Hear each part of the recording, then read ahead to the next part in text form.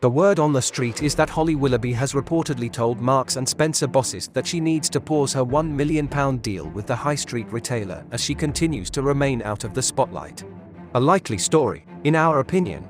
Imagine forking out that kind of money to someone no longer featured on a high-profile daytime show, nor indeed in the public eye at all. It just wouldn't happen.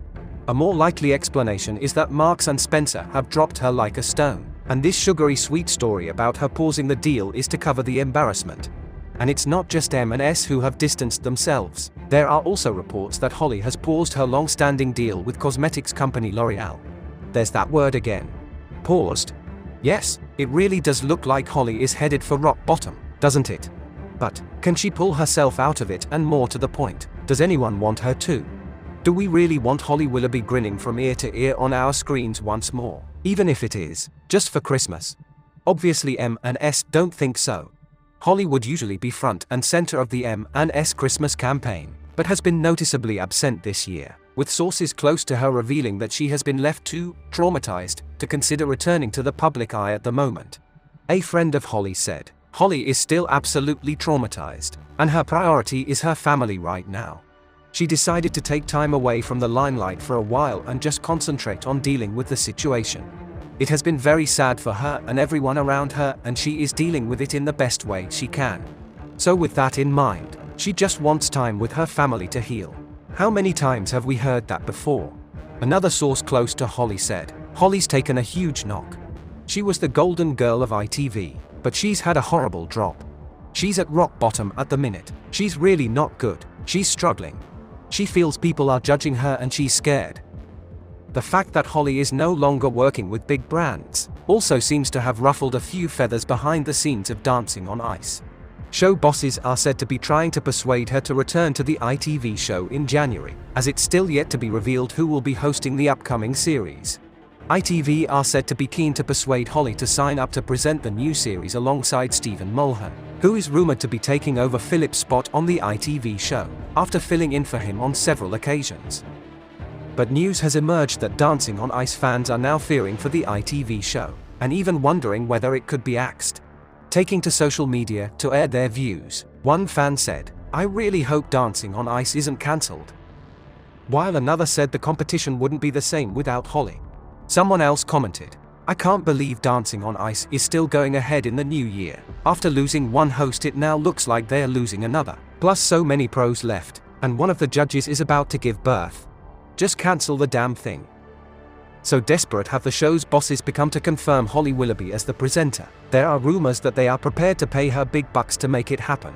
ITV commissioners are said to have been in talks for a number of weeks now on how to make Holly feel comfortable in returning to work with an increased salary, which they hope could sway her to come back. A TV source said, "Dancing on Ice will be presented by Stephen Mulhern and a co-host, but Holly is yet to formally agree." Bosses hope that they can convince her to come back to work in the new year, because they feel that the relationship between her and Stephen is exactly what the series needs. The situation is extremely sensitive due to everything that Holly has gone through in recent months, and the channel is being careful not to put pressure on her decision, although they are hoping that renegotiating her contract will help to close the deal. Time is running out now, given that photo shoots need to happen, plus it won't be long until the show needs to start promoting the new series. It's not looking good, is it? The fact that Holly is no longer represented by the big brands could, in our opinion, be an indicator that she won't be fronting the show, which could ultimately leave Dancing on Ice quite literally skating on thin ice. Holly's situation hasn't been good for this morning either. Apparently, rival channel, the BBC, has taken the gloves off in a major ratings battle that could see it finally dismantle this morning's dominance of daytime TV. Exploiting the ITV show's ongoing crisis in the wake of Phillip, Schofield and Holly Willoughby quitting, the BBC are beefing up rival daytime magazine show Morning Live. This morning has been limping along with an ever-changing roster of hosts, which has seen it floundering, with six-figure viewing figures. Meanwhile, Morning Live has just revealed a star-studded lineup of presenters it hopes will build on its daily audience of around 1.1 million. Stars include popular hosts Gethin Jones, Kim Marsh, Sarah Cox and Kimberly Walsh. The BBC have also confirmed that from the new year, the show will be extended from 45 minutes to an hour and 15 minutes. And in a move that will create a huge overlap with this morning's slot, Morning Live's start time will shift from 9:15 a.m. to 9:30 a.m. and end at 10:45 a.m. A TV insider said. The BB are really exploiting this morning's ongoing woes and offering something that is a genuine alternative. It isn't just that Morning Live is starting to look more and more like This Morning, it's also that they are making a real bid to steal a chunk of their audience. The fact that they go on air first means that, if viewers stick with the show till the end of each episode, that's likely to take a big bite out of their rivals' ratings. BB bosses are tackling the profile of Morning Live's presenters and maintaining their viewing figures and content in a bid for TV dominance. Now their next big challenge is making sure it is talked about just as much as This Morning. Emulating that buzz won't be easy, but it is crucial if they are to win this fight.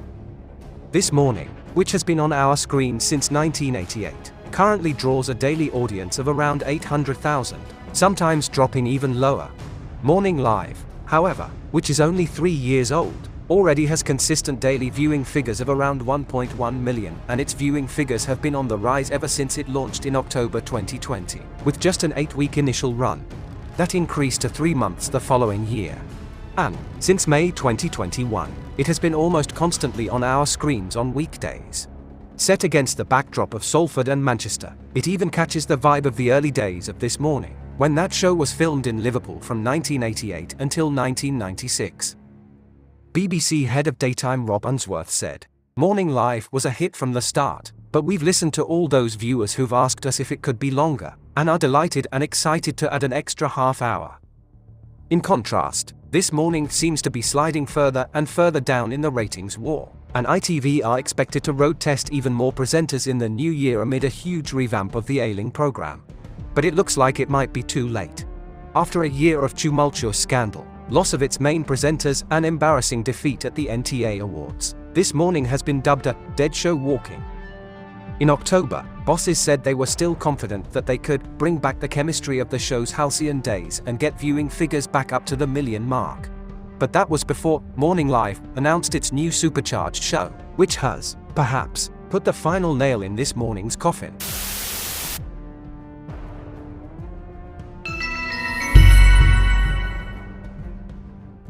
Please like and subscribe for more journeys through the Blinkerhole. For entertainment purposes only.